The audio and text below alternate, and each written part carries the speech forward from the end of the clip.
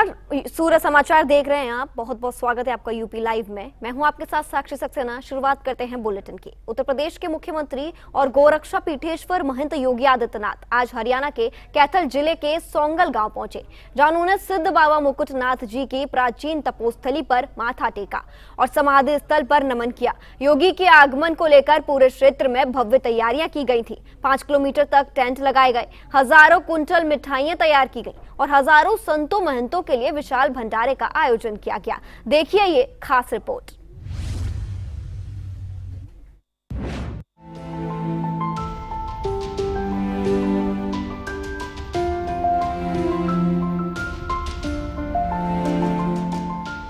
हरियाणा के कैथल जिले के सोंगल गांव में आज आध्यात्मिक आस्था और परंपरा का अनूठा संगम देखने को मिला, जब उत्तर प्रदेश के मुख्यमंत्री महंत योगी आदित्यनाथ सिद्ध बाबा मुकुटनाथ जी की पावन तपोस्थली पहुंचे।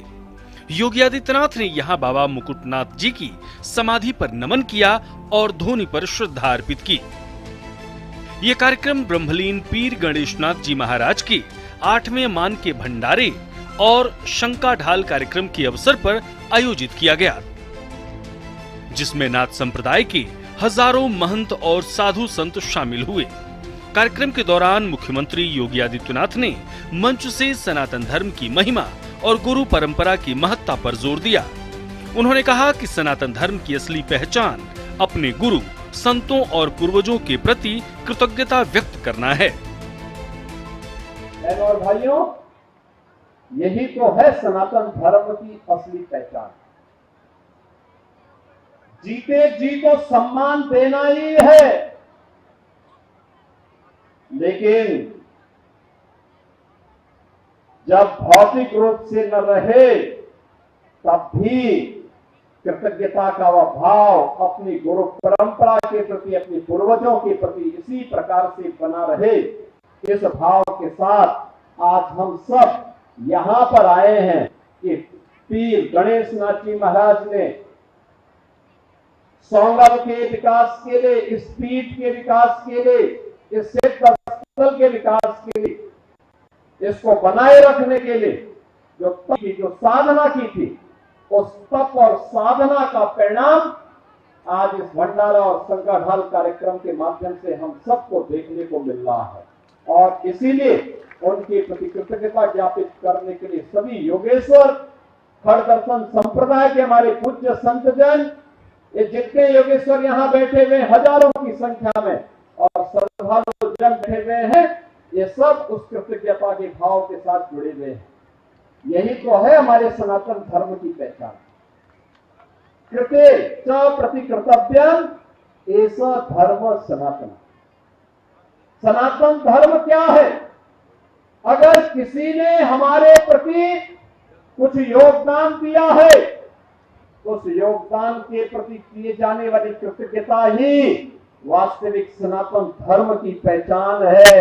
हम सनातनी हैं इसलिए क्योंकि अपने से बड़ों का सम्मान करते हैं और जीते जी को सम्मान देते हैं, लेकिन अगर भौतिक रूप से वह नहीं रहा तो उसके प्रति कृतज्ञता ज्ञापित करने के लिए इस प्रकार का आयोजन करके उसका स्मरण करते हैं और उनकी अच्छाइयों से प्रेरणा प्राप्त करते हैं।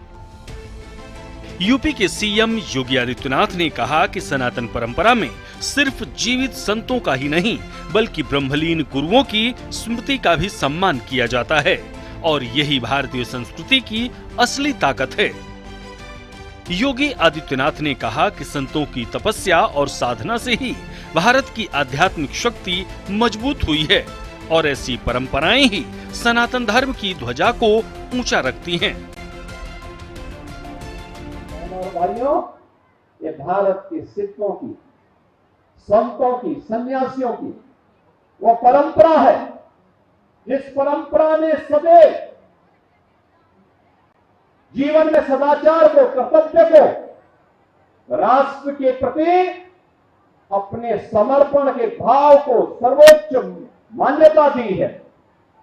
स्वयं के अहंकार से ऊपर उठ करके समाज और राष्ट्र के लिए अपने आप को समर्पित किया है और इसीलिए तो हर भारत का सनातन धर्मावलंबी आज भी गांव में हो या शहर में, बड़े महानगरों में हो या किसी सामान्य से गांव में, कोई भी सन्यासी निकलता है तो उसके प्रति कहीं न कहीं एक आदर का भाव उन सब के मन में बना रहता है, और वह आदर का भाव ही उसके जीवन की एक बड़ी ताकत बनती है, उसका संस्कार बनता है।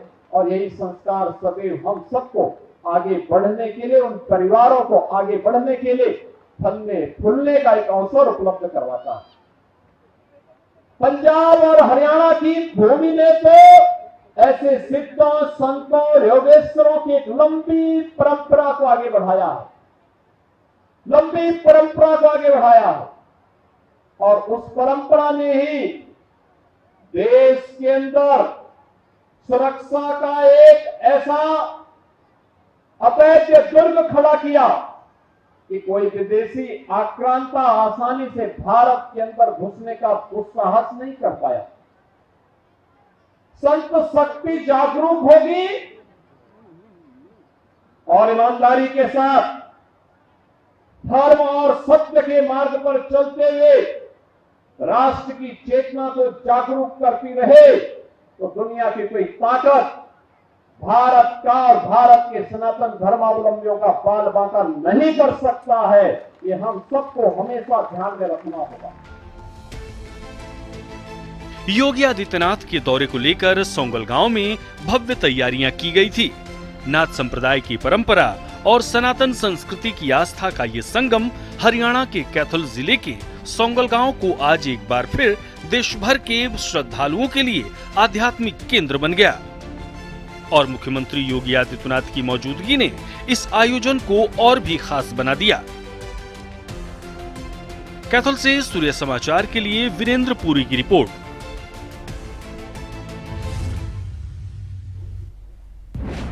खबर प्रयागराज से है, जहां डिप्टी सीएम केशव प्रसाद मौर्य पहुंचे। वहां उन्होंने विपक्ष के नेता राहुल गांधी पर जमकर हमला बोला। राहुल गांधी जी का नाम अब से अफवाह गांधी रख दिया जाएगा। उन्होंने साथ ये भी बोला कि विपक्ष के लोगों को गुमराह कर रहे हैं। आपको बता दें, डिप्टी सीएम केशव प्रसाद मौर्य प्रयागराज पहुंचे, जहां उन्होंने विपक्ष के नेता राहुल गांधी पर हमला बोला है। उन्होंने कहा है कि राहुल जी का नाम अब से अफवाह गांधी रख देंगे, विपक्ष के लोग गुमराह कर रहे हैं, उन्होंने ये भी कहा है। वहीं प्रयागराज में डिप्टी सीएम केशव प्रसाद मौर्य ने विपक्ष के नेता राहुल गांधी पर जमकर हमला बोला है।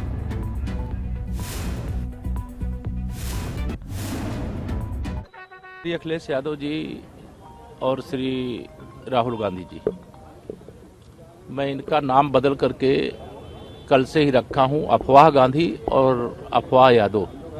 ये दुष्प्रचार कर रहे हैं, जनता को गुमराह कर रहे हैं। जब वैश्विक संकट है, ऐसे समय में एक जिम्मेदार राजनेता के नाते संदेश ऐसा देना चाहिए कि देश के ऊपर कोई संकट है तो हम सब लोग मिल करके उस संकट का सामना करेंगे। संकट भी नहीं है, उसके बाद भी प्रतिदिन जो 50 से 55 लाख गैस सिलेंडरों की बुकिंग होती थी, इन लोगों के दुष्प्रचार के कारण 75 लाख से अधिक सिलेंडरों की पर डे बुकिंग शुरू हुई है। तो ये दुष्प्रचार करना गंदा खेल है, घिनौना खेल है। इसकी मैं निंदा करता हूं, भर्त्सना करता हूं। इस प्रकार के अफवाहबाजी से इन दोनों नेताओं को बाज आना चाहिए। भीड़ मिल रही है इसलिए कि अफवाह फैला रहे हैं, दुष्प्रचार कर रहे हैं। कमी कोई न थी, न है, न होने पाएगी। माननीय प्रधानमंत्री श्री नरेंद्र मोदी जी के नेतृत्व में भारत की विदेश नीति इतनी मजबूत है कि उस ईरान के रास्ते से, जहां से चाहे वह क्रूड ऑयल के जहाज हों, चाहे गैस के जहाज हों, निकल नहीं पाते थे। एक परसों निकल चुका है, 2 आज निकल चुके हैं। और आगे हमारी जो विदेश नीति है इतनी सशक्त है कि उसके कारण से दुनिया के सामने जो भी संकट हैं, हम लोग तो शांति के पक्षधर हैं, लेकिन दुनिया के सामने जो भी संकट है, उन हर संकट में भारत का झंडा बुलंद रहता है और बुलंद रहे। वहीं लखनऊ को बड़ी सौगात मिली, जहां रक्षा मंत्री राजनाथ सिंह और मुख्यमंत्री योगी आदित्यनाथ ने 57 किलोमीटर लंबे ग्रीन कॉरिडोर का लोकार्पण किया। झूलेलाल पार्क में आयोजित कार्यक्रम में कई मंत्री और जनप्रतिनिधि भी मौजूद रहे। सरकार का दावा है कि इस कॉरिडोर के शुरू होने से लखनऊ और कानपुर के बीच सफर अब काफी तेज और आसान हो जाएगा।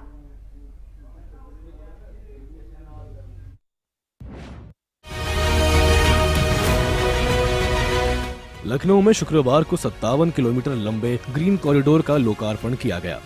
रक्षा मंत्री राजनाथ सिंह और मुख्यमंत्री योगी आदित्यनाथ ने इस परियोजना को जनता को समर्पित किया।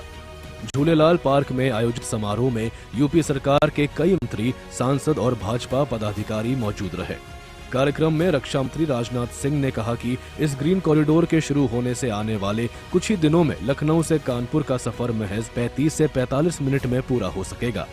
उन्होंने कहा कि यह परियोजना राजधानी की कनेक्टिविटी को मजबूत करेगी और लाखों लोगों को जाम से राहत देगी। की सड़कों पर जाम देखकर तकलीफ होती है और इसलिए सबसे पहले ट्रैफिक की इस समस्या पर राज्य सरकार के साथ मिलकर योगी जी से बातचीत करके हम लोगों ने काम प्रारंभ किया। ट्रैफिक का दबाव जब शहर पर बढ़ा तब हमने अमर शहीद पथ का भी विस्तार किया ताकि शहर पर ट्रैफिक का दबाव कम हो सके। गांधी सेतु फ्लाईओवर का निर्माण किया जिससे अलग अलग इलाकों के बीच आने जाने का सिलसिला प्रारंभ हुआ। जरूरत पड़ने पर लखनऊ मेट्रो का भी विस्तार किया गया। अब तो लखनऊ मेट्रो के ईस्ट वेस्ट कॉरिडोर को भी मंजूरी मिल गई है और हम सभी ने बाहरी रिंग रोड परियोजना को आगे बढ़ाया है ताकि भारी वाहन शहर के भीतर आए बिना ही निकल सकें और आम नागरिकों को इससे राहत मिल सके। मेरे बहनों भाइयों, योगी जी को लोग बुलडोजर बाबा के नाम से जानते हैं। योगी जी को लोग बुलडोजर बाबा के नाम से जानते हैं और योगी जी ने माफियाओं और गुंडों के घर पर बुलडोजर चलवा दिया, उन्हें सबक सिखा दिया। मगर वे लोग बुलडोजर का केवल एक ही पक्ष देखते हैं। बुलडोजर केवल तोड़ता ही नहीं है बल्कि तोड़ने के बाद विकास की जमीन भी तैयार करता है बुलडोजर। यानी यहां पर विकास की जमीन तैयार करने में हमारे मुख्यमंत्री ने बहुत ही महत्वपूर्ण भूमिका निभाई है। वहीं मुख्यमंत्री योगी आदित्यनाथ ने कहा कि करीब 1519 करोड़ रुपए की लागत से बनी इस परियोजना को लखनऊ विकास प्राधिकरण ने सरकारी जमीन को अतिक्रमण से मुक्त कर संसाधन जुटाकर पूरा किया है।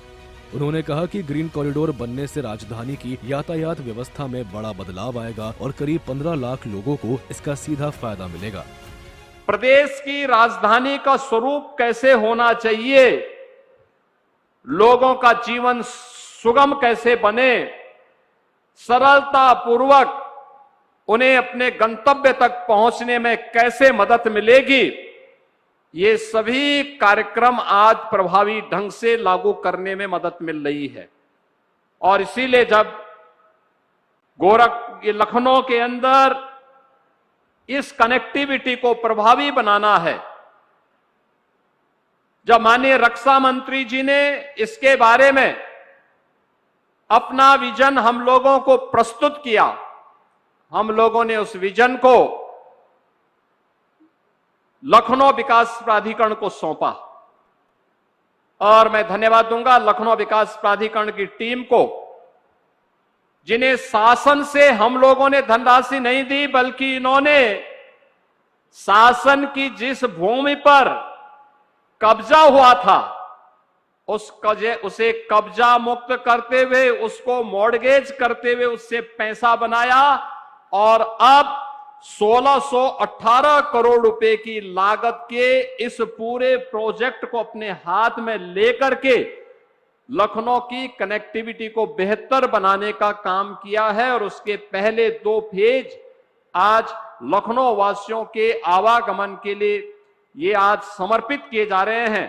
ये सचमुच लखनऊ के लिए और सरदार अटल जी के विजन को जमीनी धरातल पर उतारने के लिए आदरणीय राजनाथ सिंह जी के मार्गदर्शन में चल रहे कार्यक्रमों की एक महत्वपूर्ण कड़ी का हिस्सा है।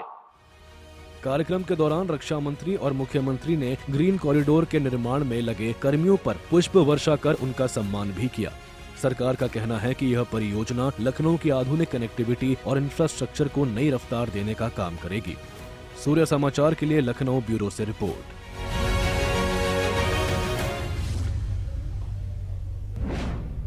चलिए खबरों में आगे बढ़ते हैं।